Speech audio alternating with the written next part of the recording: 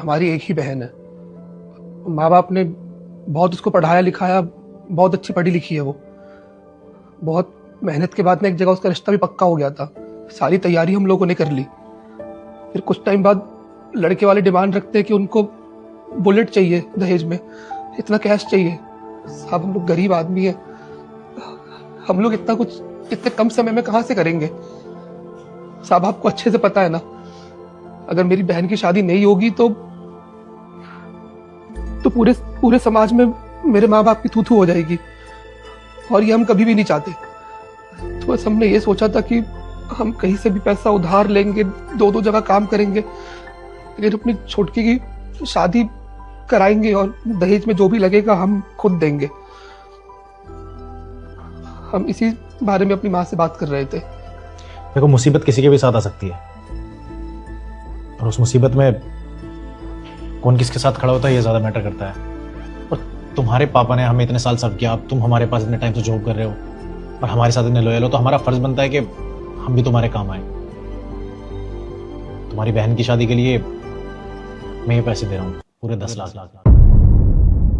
साहब लेकिन इतना सारा पैसा हम आपको जिंदगी भर भी यहाँ पे काम करके चुका नहीं पाएंगे, तो किस मुंह से ये पैसा आपसे ले। ये पैसे मैं तुम्हें इसलिए नहीं दे रहा हूँ कि मुझे तुमसे वापस चाहिए।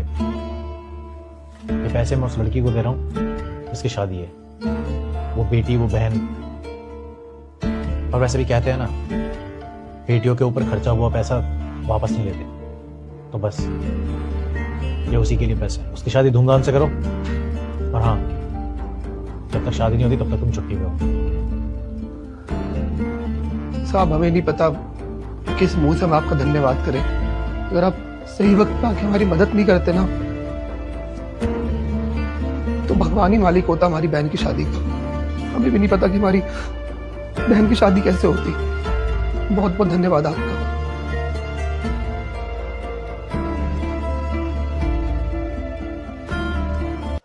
चोर, तूने सर के केबिन से इतने सारे पैसे चुरा लिए।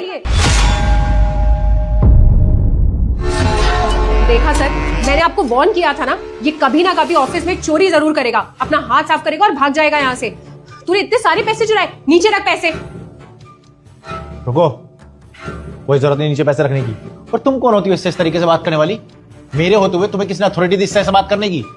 और तुम्हें क्या पता यहाँ पे क्या बात हो रही है? ना तुमने पूछा कि यहाँ पे क्या बात है, और इसके पास इतने पैसे कहां से आए, कैसे आए, कोई सवाल भी नहीं किया। सीधा आके जजमेंट दे दिया कि ये चोर है, इसने चोरी की है। अरे सर, आप एक बार इसकी शक्ल की तरफ देखिए और इन पैसों की तरफ देखिए। ये पूरी जिंदगी भी